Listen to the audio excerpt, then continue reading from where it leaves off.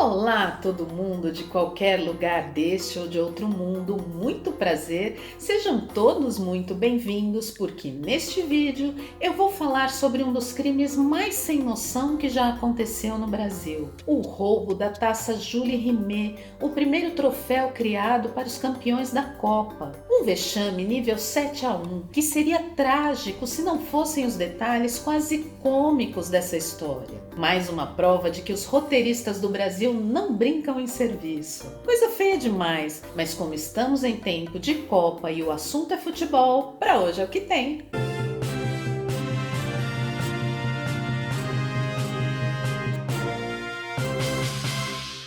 Quando o Brasil levou aquela surra de 7-1 da Alemanha em 2014 no Mineirão, na Copa realizada em nossa própria casa, a gente pensou, o que pode ser pior do que isso? Foi feio, doeu, né? Eu nunca vi os brasileiros tão deprimidos assim. Mas talvez essa não tenha sido a nossa maior vergonha em relação à história da seleção brasileira, não. Ih, rapaz. Porque há 39 anos aconteceu algo pior do que isso. Nível hard de vergonha mundial. Você tá falando sério? Uma mancha na história do futebol brasileiro. O roubo da taça Jules Rimet, o clássico troféu criado para os campeões da Copa, que havia ficado no Brasil como prêmio pelo tricampeonato em 1970.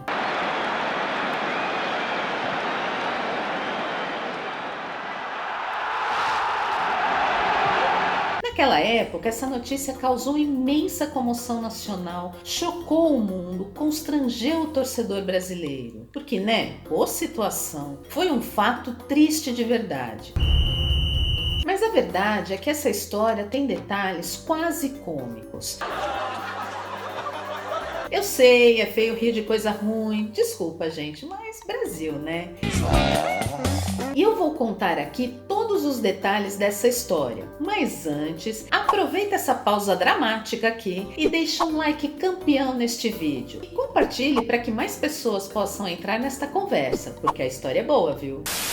Em uma tarde fria do inverno parisiense em 1928, Jules Rimet, primeiro presidente da FIFA, foi a um pequeno estúdio em Boulogne-sur-Seine, na França, e encomendou a Abel Leclerc uma taça para ser disputada nos campeonatos mundiais de futebol. Ao conceituado artesão exigiu: quero-a em ouro. Muito ouro, inshallah. Ele não queria miséria não, queria algo imponente para causar ostentação mesmo. Leclerc, que trabalhava como assistente no Museu de Belas Artes de Rodez, nunca havia trabalhado com o metal e ficou preocupado em não dar conta do pedido. Mas o dirigente, confiando na competência do artista, não ligou e disse: não faz mal. Tente. Então tá bom então, só tô te avisando. A primeira edição da Copa estava marcada para 1930, 2 anos depois. Conta a história que Leclerc passou várias noites em claro nos 3 meses seguintes na tentativa de atender o pedido de Rimet. Mas o esforço valeu a pena. O trabalho final, que custou 50 mil francos, uma verdadeira fortuna para a época, hoje cerca de 800 mil reais, ficou admirável. É linda! Na taça havia uma representação de Nice, deusa grega da vitória. Sua base era em pedra semi-preciosa, onde viriam a ser fixadas pequenas placas com os nomes dos vencedores do grande torneio. Com 35 centímetros de altura, era produzida em quase 2 quilos de ouro puro e detalhes em prata. No total, pesava cerca de 4 quilos. É linda! Agora corta para a parte dramática da história, porque o ouro acabou atraindo não só o desejo pela conquista de títulos, não. Ele também atraiu o olhão grande dos malandros.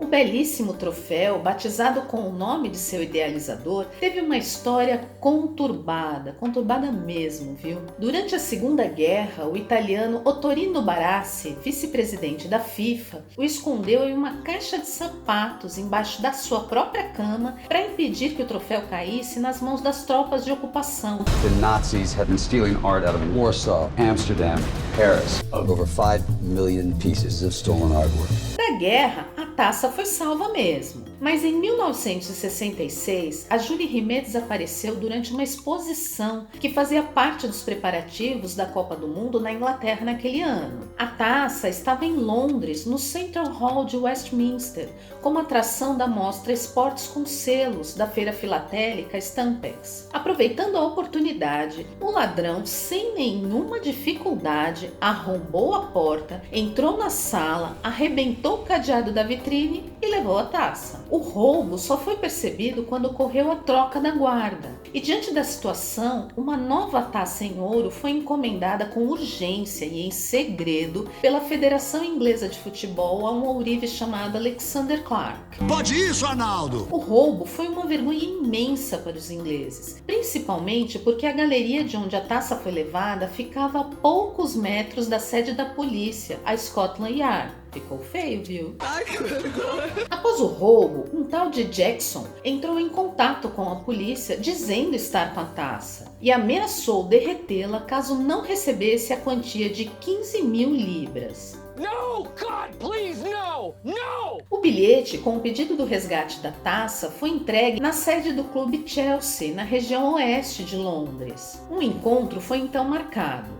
Um agente da polícia marcou esse encontro com o tal do Jackson em um parque em Londres. O ladrão, na verdade, era Edward Batchley, um veterano da Segunda Guerra Mundial. O policial entregou ao ladrão uma mala com notas falsas e seria levado por Batchley ao local do esconderijo da taça. Mas olha só, no caminho, o ladrão percebeu que seu carro estava sendo seguido e tentou fugir. É uma cilada, Bino. Preso, se recusou a indicar cúmplices ou o local onde estaria o troféu. Ele simplesmente assumiu o crime como sendo só dele. Edward Batchley foi então condenado a 2 anos de prisão por tentativa de extorsão. Mas olha como são as coisas, né? Ele acabou morrendo exatamente 3 anos depois, o tempo da sua pena, em 1969, de efizema pulmonar.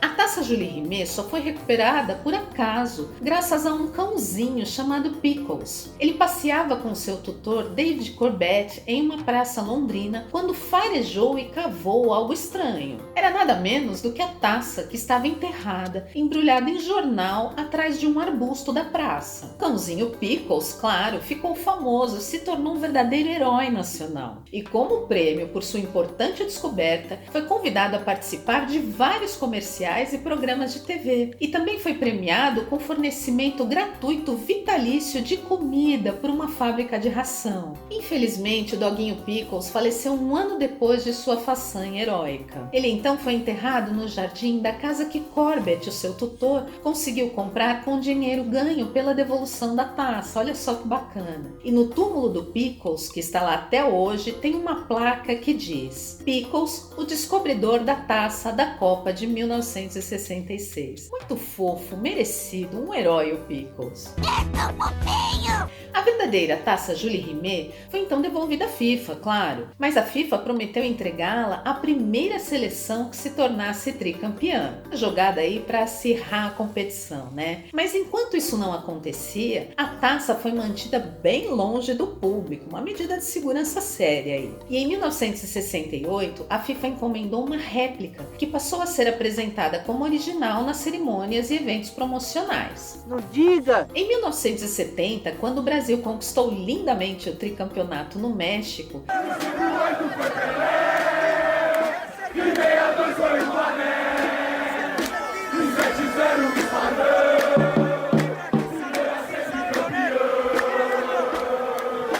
ganhou então a posse definitiva do troféu, conforme prometido pela FIFA. E a taça ficou então em exposição na sede da Confederação Brasileira de Futebol, no Rio de Janeiro. Porém, a vida é uma caixinha de surpresas. A coitada da Julie Rimet nasceu pra sofrer, né, gente? E em 1983 foi roubada de novo. Taça Julie Rimet estava exatamente aqui nesse pedestal. Só que dessa vez do prédio da CBF e por bandidos conhecidos como Chico Barbudo, Luiz Bigode e Sérgio Peralta.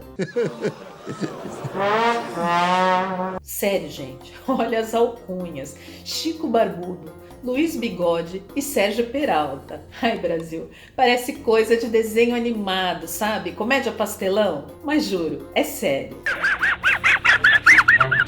E só um detalhe que ninguém entendeu. A taça original ficava em exposição numa redoma de vidro, enquanto uma réplica estava muito bem protegida dentro do cofre da CBF.